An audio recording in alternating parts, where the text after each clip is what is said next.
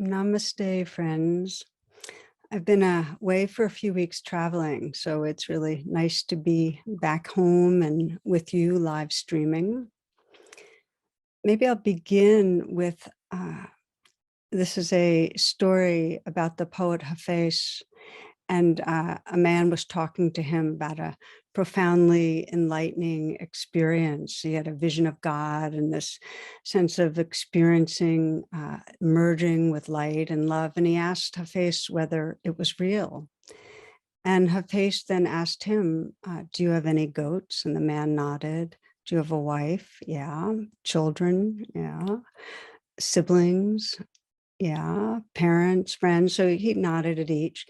And then Hafez said, the realness of your experience shows itself through the kindness you express with each of the beings in your life.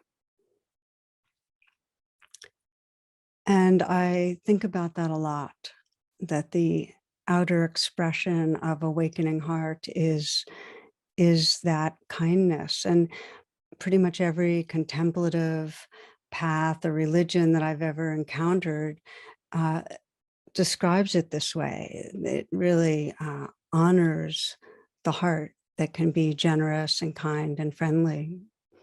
And certainly it's what we try to teach our children.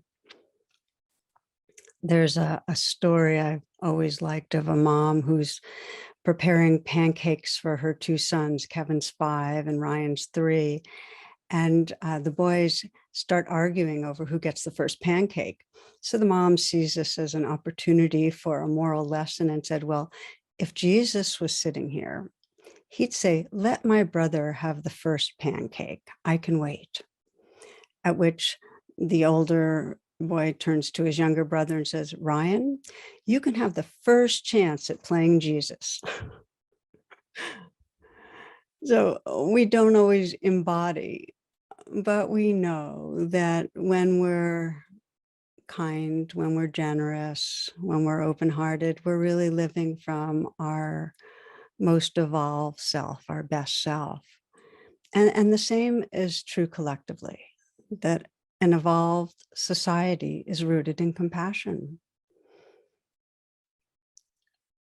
Gandhi wrote this. He said, those who say spirituality has nothing to do with politics do not understand what spirituality really means. And I think what he means by saying that is that we can't separate how we engage as a collective from the principles we really cherish in our hearts. And I think this is why so many are distressed by the growing dividedness and hostility in our world, the explicit aggression in governance by those with power, because we belong to this world. It's part of our hearts. So I've been hearing from a number of people in response to events in the past few weeks with expressions of distress and despair and grief and fear and anger. And of course, I can feel my own distress.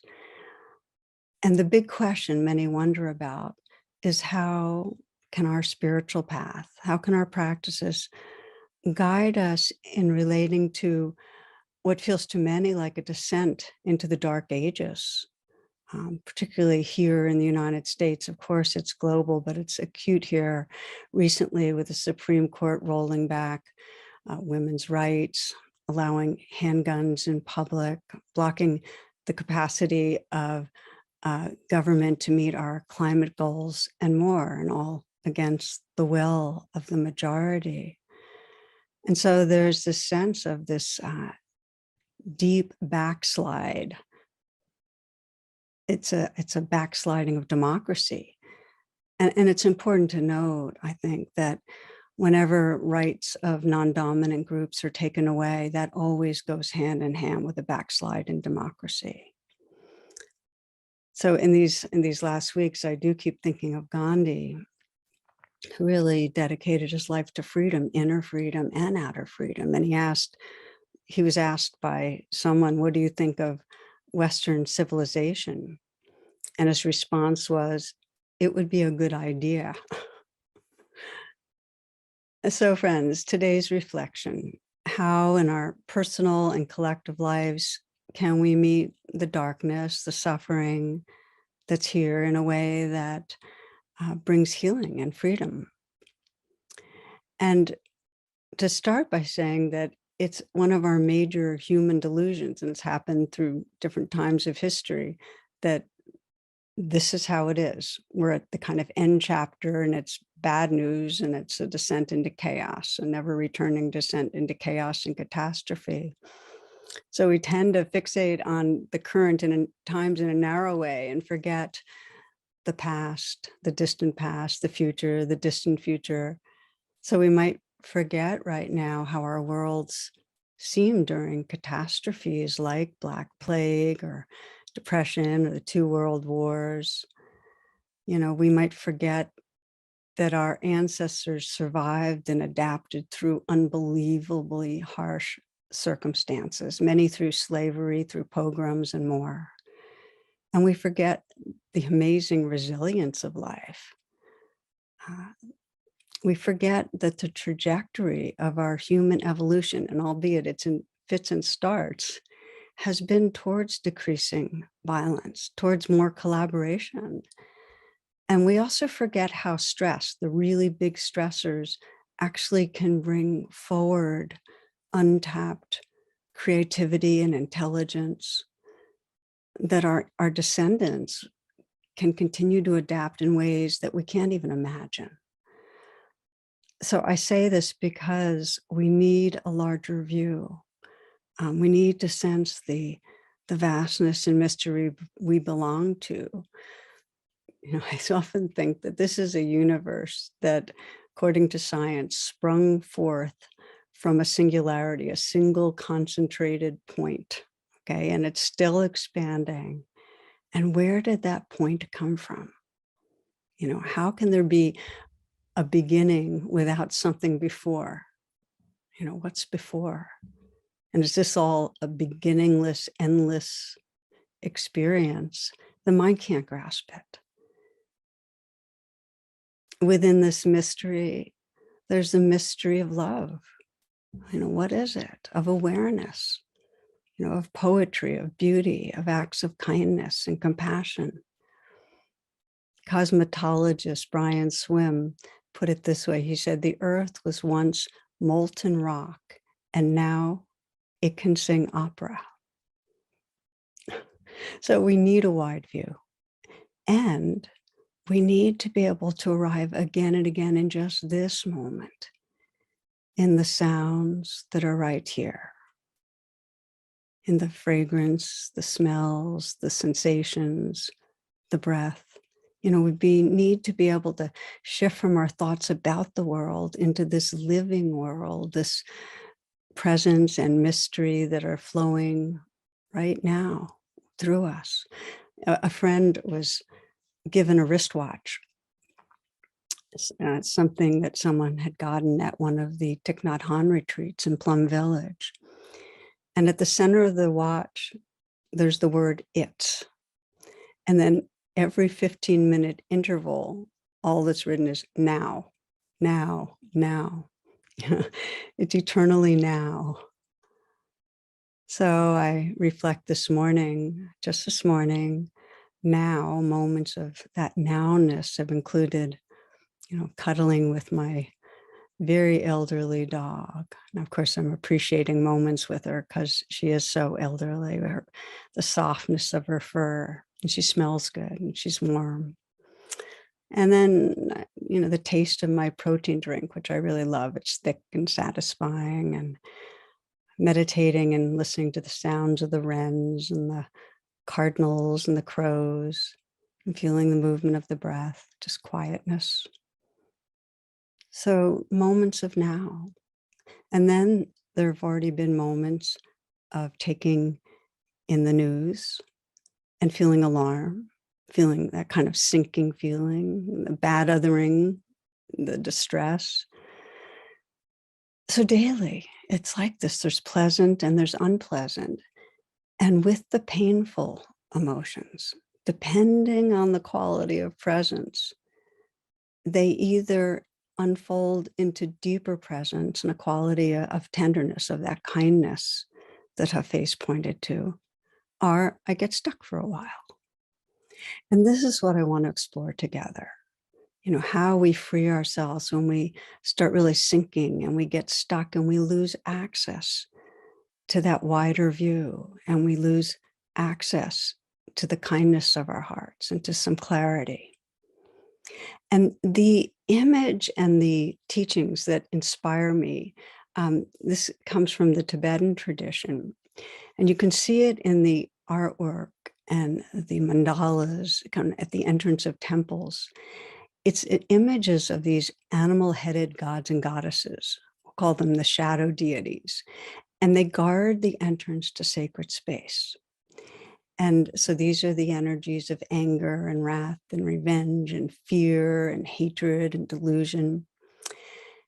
And the wisdom that is expressed through this is only by meeting the deities with full awareness, with presence, with compassion, do we arrive in sacred space.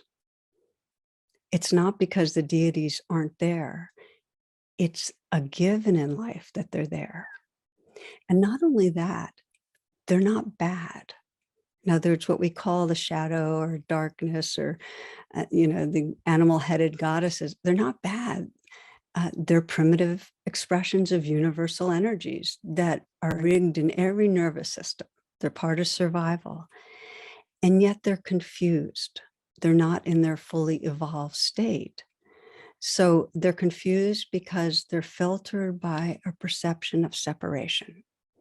It's like when we feel like we're a separate entity, that's what our nervous system presents. And the evolution of consciousness, this is the journey that we're on. The evolution of consciousness, it occurs as we engage with those primal energies with awareness. And in the moments that we do, and we're engaging really with the capacities of our more recently developed brain that has to do with compassion and mindfulness is correlated with the frontal cortex. When that's activated and we meet the primal energies, the more primitive energies with compassion and mindfulness, they actually become transmuted. The confusion falls away and their basic energy comes forward in a real sense of luminosity and spirit. So, for example, if you meet the deity of anger with awareness, its energy becomes this very clear, wise discrimination. That's the essence energy. But when it's confused, it's in anger form. When you meet fear, it becomes loving kindness. When you meet delusion with awareness, it becomes openness, emptiness. The power of this teaching is you already have these essences of clarity, of kindness, of openness within you. You can navigate the dark ages. But what it means is when the energies present in their more primitive form, in order to embody their essence, you need to meet them with awareness. Okay, so our challenge and the reason we do get stuck and the reason collectively we get caught in dark ages is because the energies are not met with awareness. The suffering, the experience in our bodies is either denied or avoided, or, it's some way that we pull away from what's going on, go into our minds. And when the shadow's not faced, individually, collectively, it becomes a destructive force. The more the shadow's arising and it's not faced, the more destructive. Okay, an example that I've always found powerful. I read a book, story of an Austrian woman named Clara, and she was made present by a married uncle. And when his wife died, he married her. So it's incestuous. All her children die soon after birth. Finally, fourth child, sickly, but lives. She nurses this child for 2 years obsessively. Like he tries to pull away from the nipple and she forces him back as if that's what's going to make him live. She's also obsessed about a spotless home. She lives in fear of her husband's beatings.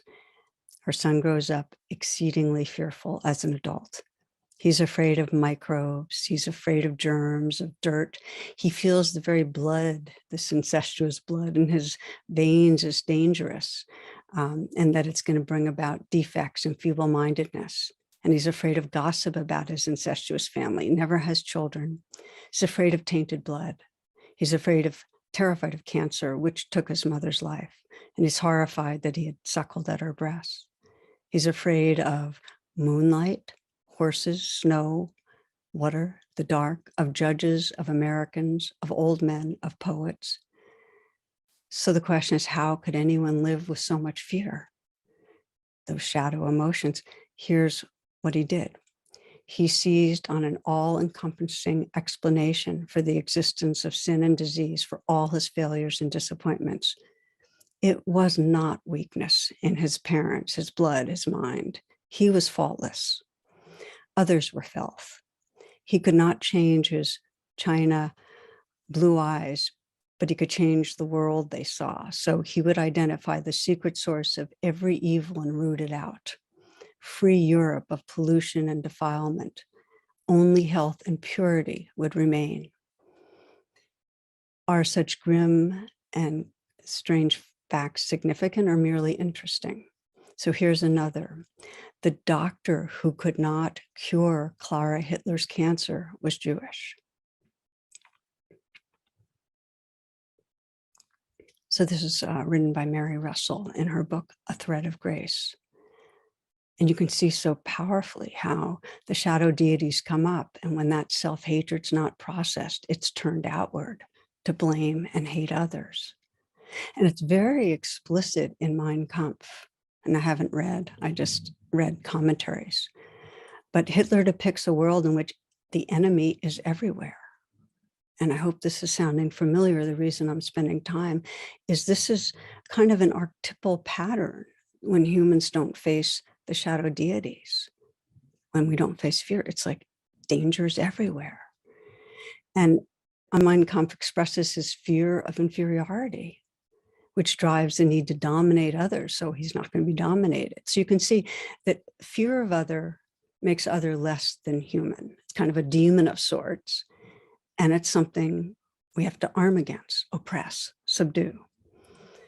And so we see the same unfazed shadow in authoritarian leaders like Putin, restoring Russia's past glory. There's been humiliation by the West and playing into the feelings of shame and pride of the Russian people. And you can see the same pattern in the white supremacist gangs that were driven to violence on the 6th, continue to be violent. In the United States, that the feelings of status, of relevance is increasingly threatened by a diverse, growingly diverse country. So there's this seeking to reestablish control, to fortify a white Christian nation. You can see in the actions of the majority of Supreme Court justices and others who are attempting to control in a punitive way women and other non-dominant groups. And you can see around the globe, whenever shadow deities are unfaced, they take over and affects all of us.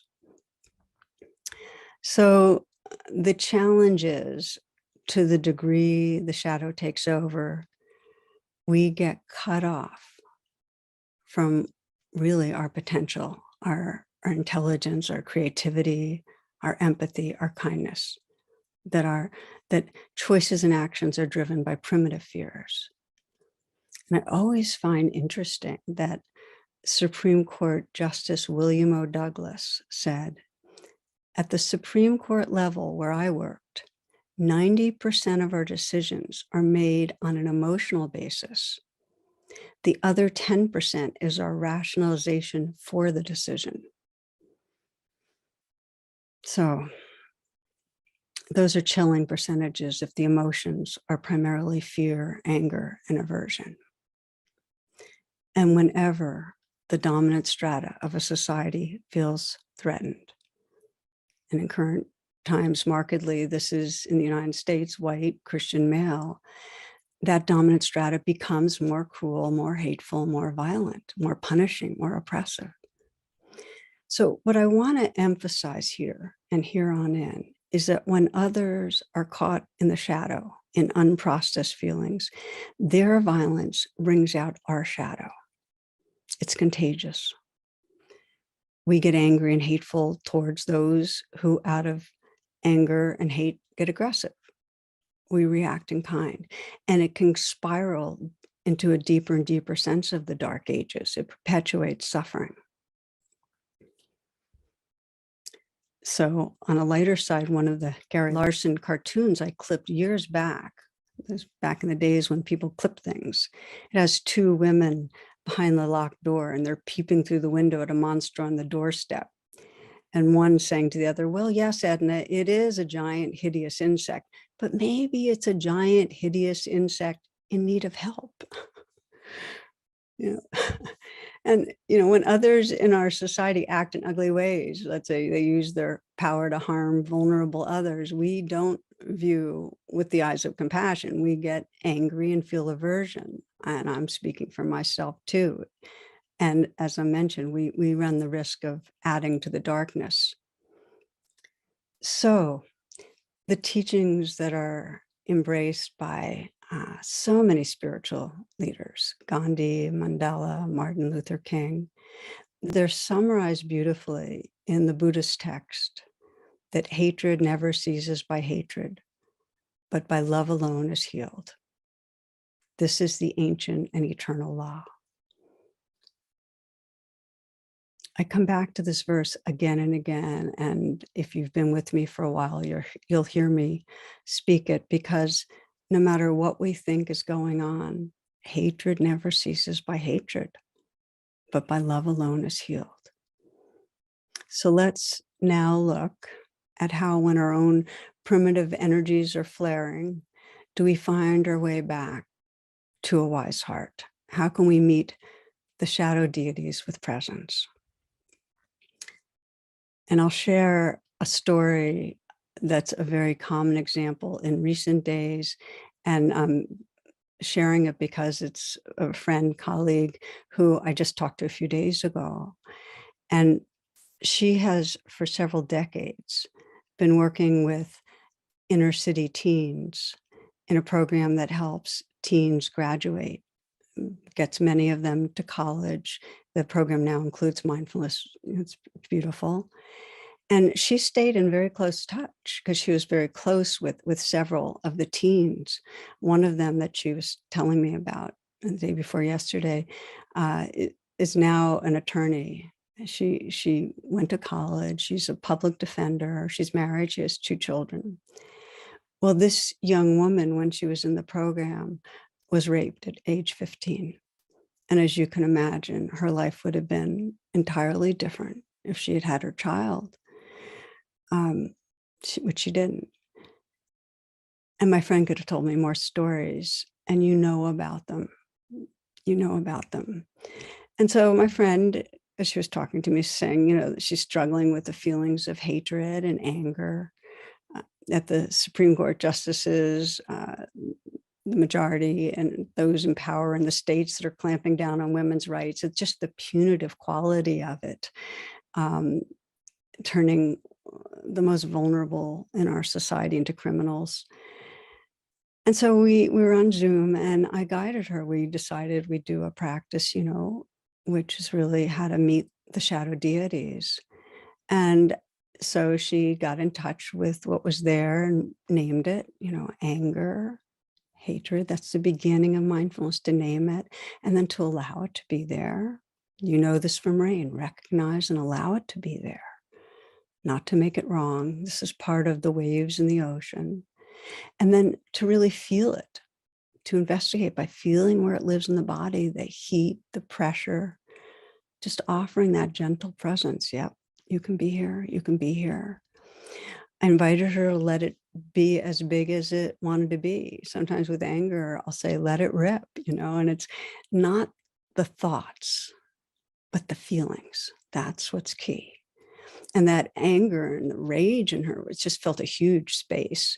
And she kept allowing, and she found that after a while, as it got bigger and bigger, that she got in touch with fear, a layer of fear under it, a fear about all the harm that's occurring and going to occur with this kind of taking away of rights.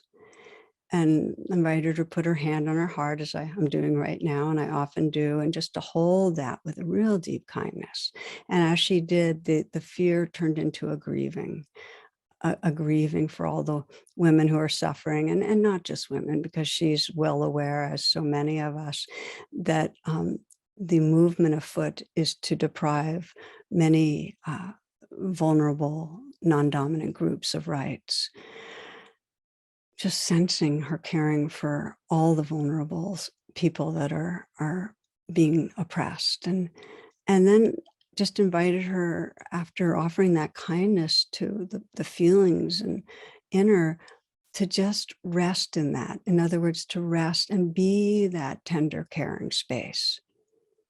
Let that be home, and she was resting in that, and just the power of moving from being an angry person, that was her sense of herself, to resting in this tender, open presence that could include the currents of anger, but wasn't defined by them. She was larger. And then that she could act from that kindness. She could do all she could do, but she was acting from really her spirit, from her heart. We talked afterwards, and it's so clear that the enemy is not those individuals abusing power. It's the forces of aggression, the forces of ignorance, the same forces through history that, when not faced with awareness, have caused domination, oppression, and violence. It's universal forces from the primitive psyche. And the power of meeting the deities with presence is that we reconnect with the source of what we are, that loving awareness, so that when we act from that, we act from kindness, we can bring healing to our world.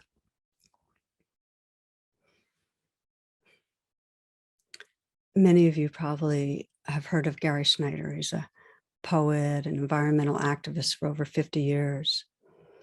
And a good friend of mine, another Dharma teacher, Wes Nisker, interviewed him and asked him if he had any advice for us. And this is about the degradation of the earth. And his response, Gary's response, was this. He said, don't feel guilty. Guilt and anger and fear are part of the problem. If you want to save the world, save it because you love it. Save it because you love it. Friends, love is the only power that's great enough to overcome greed and anger and violence and fear. Martin Luther King called love our soul force, that this is the force that can transform the world. And, as you're listening and reflecting, you might well resonate with this, that love and compassion are the way, and also wonder how it's realistic in a world where others are acting so hurtfully. And so I just want to speak to that a bit, because it's a really natural inquiry. And it's helpful to know that love and compassion are not weak. They have many facets. And I think that there's an expression coined by Joan Halifax, wonderful Dharma teacher. It's just, we need a strong back and a soft front. And they're both expressions of love. The strong back is that clarity that knows where we need to create boundaries, that absolutely is dedicated to protecting. It has wise discernment, will fight for what's needed. And the soft front, that's that heart that's open and caring and friendly. And if we're wanting to seek healing, to bridge the divides, we need both that clarity and that care. In other words, we need to speak our truths. We need to keep distances at times to protect ourselves. We need to have agreements and rules. And for there to be healing, we need to have our hearts available, not blaming, seeking to understand. We need a friendly heart. I often think of Ruby Sales, who's quite a model for me, spiritual and civil rights activist, sees the suffering, sees those causing suffering, and assumes that behind their actions is suffering. And she asks that amazing question, where does it hurt? And in one interview with Krista Tippett, she applies this to white nationalists, to white supremacy, this question. And she talks of a spiritual crisis in white America. And she talks about this as the calling of our time. This is what she says. I don't hear anyone speaking to the 45-year-old person in Appalachia who's dying of a young age, who feels like they've been eradicated because whiteness is so much smaller today than it was yesterday. So as a Black person, I want a theology that gives hope and meaning to people who are struggling to have meaning in a world where they no longer are as essential to whiteness as they once were. I want a liberating white theology. I want a theology that speaks to Appalachia. I want a theology that begins to deepen people's understanding about their capacity to live fully human lives and to touch the goodness in them. So powerful to see beyond that lens of bad othering to what's needed. I read a story about a former white supremacist, Derek Black. He was the white power heir apparent to David Duke. David Duke was his godfather. And Derek believed that white people were being oppressed in their own country, as many do. He didn't consider his beliefs as racist or hateful, more that his group was trying to preserve our own, as he said. In other words, he was living in the spiritual crisis of white America. So while Derek was at college in Florida, he was outed for being a white nationalist, and many students ostracized him. After that happened, as he was being ostracized, one student, Matthew Stevenson, who was an Orthodox Jew, invited him to Shabbat dinner. And as Matthew described it, he was very clear in his own mind that it would not help anything by attacking Derek. So he saw himself as a potential bridge person. Okay, so Derek accepted the invitation, and over time he became a regular at this dinner. And this went on for over 2 years.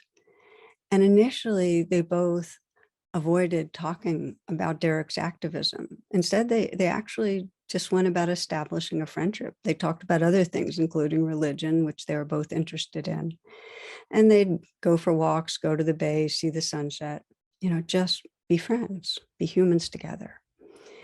And Derek also became friends with a few others in the group, and gradually the more real conversations that included Derek's beliefs and activities started happening. And, people in the Shabbat group, a few of them would say, I want to understand this, your beliefs. And they'd walk and they'd listen. And it was enough, there was enough friendship there that they could begin to challenge Derek and force him to look more deeply at what he was believing. And by way of example, one woman in the Shabbat group asked Derek if she could attend one of his seminars. And so she sat there listening to him denying the Holocaust and him blaming Jewish conspiracy for threatening the position of whites. And she was able to say to him afterwards, this is hate. I'm Jewish. This is hate. And because of the foundation of friendship, because there had been such kindness, he started reassessing his beliefs, and he was left with the fact, and this is how he put it. He said, I can be friends with Jewish students and with people of color, but my belief system says they should all be removed from the United States. And that didn't work anymore because they had connected. So over time, those in the Shabbat group were very clear. They were strong in their moral outrage. They had that strong back. They never pretended otherwise. And because they had established the kindness in their friendship, the soft front, there was a container for that honesty. And the reason I share this is because there's no way to bridge differences unless there's a foundation of trust, of kindness. Otherwise, defenses will block. As it turned out, this whole experience for Derek led to writing a public letter disavowing his beliefs. And since then, he's been engaging in studies aiming at understanding the roots of white supremacy and in activism that serves healing. The teaching for me is that the evolution of consciousness does not happen because we beat an enemy. It can't happen. It happens when there's a bridging of a divide, a movement towards connection, collaboration, understanding, care. Strong back, soft front. So we started, how do we draw on a spiritual path when we're relating a descent into the dark ages? And we know it's so easy to default and meet what's going on with our own anger, our own hatred. And Hafez reminds us that our spirit expresses through kindness. All the great spiritual leaders call on us to awaken our hearts. Ruby Sales again, she talks about the Black spirituals that guided her. She says, I'm going to lay down my sword and shield down by the riverside, and study war no more. She says, it was not a retaliatory religion.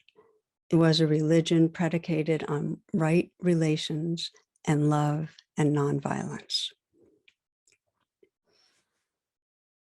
So, my friends, what our world most needs is our presence, needs us to have that wide view, needs us to be able to come right into the present moment. And it needs us to be able to meet whatever the shadow deities are that are arising with real courage, real clarity, real presence. And we need to act from that awakening heart. I often think, and I see it in my own life, that if there's despair, acting is the antidote. We need to act. And it doesn't have to be, super visible, heroic activism. It's really whatever fits our life. Voting for sure, talking to friends, and talking and bridging with those more of difference. Of course, there's joining local organizations, writing letters, in whatever way, contributing your time, your money, your heart to helping the world. That's part of what being whole is. It's engaged spirituality. And we can't navigate the dark ages alone. And this is the note I want to end on. We really can't. I was just with some friends talking last night, and just being with others and naming the truth of what we're feeling, it ends up creating a heart space that's large enough to hold what's going on. We need to connect. I was traveling, and I was in the redwoods in California, these massive trees, and they have very shallow roots. And what allows them to survive the winds and so on is that the root systems are completely interwoven. They hold each other up. And we need to do the same with each other. This is a poem I really love from Naomi Shaiv Nye. It's called Shoulders. A man crosses the street in rain, stepping gently, looking 2 times north and south because his son is asleep on his shoulder. No car must splash him. No car drive too near to a shadow. This man carries the world's most sensitive cargo, but he's not marked. Nowhere does his jacket say fragile, handle with care. His ear fills up with breathing. He hears the hum of a boy's dream deep inside him. We're not going to be able to live in this world if we're not willing to do what he's doing with one another. The road will only be wide. The rain will never stop falling.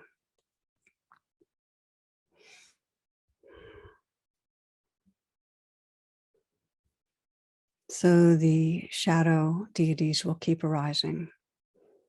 And there will be many who don't meet with presence. There will be violence. There will be oppression. And we need to hold hands. We need to care for each other, care for those who are vulnerable. We need to save this world because we love it. Okay, so let's do a very brief closing reflection together. Take a moment, if you will, to pause and breathe and invite yourself right here, right now.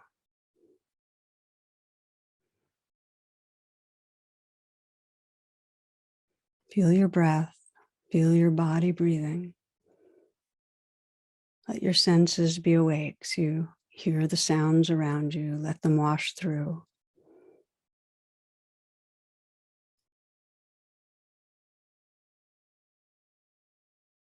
And then widening the view and sense through time, through beginningless time, the countless acts of kindness in our world,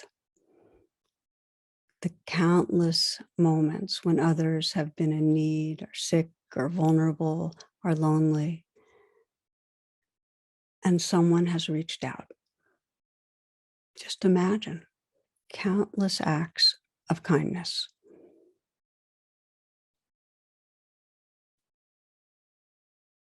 The kindnesses that are going on today. Also imagine how many are feeling awe at beauty. How many are touched by the sorrow of loss? How many feel that love of goodness?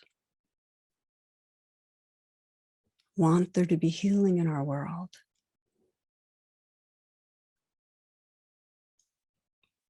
Taking these moments to feel our shared heart, knowing that the shadow deities will naturally arise, and just to sense our collective calling to meet them with presence, to transform them into their essence of love and wisdom,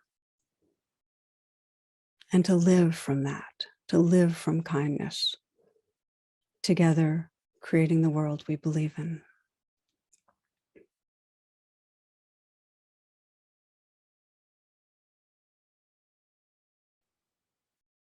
Namaste, friends. Thank you for your presence. I send you all love, all blessings.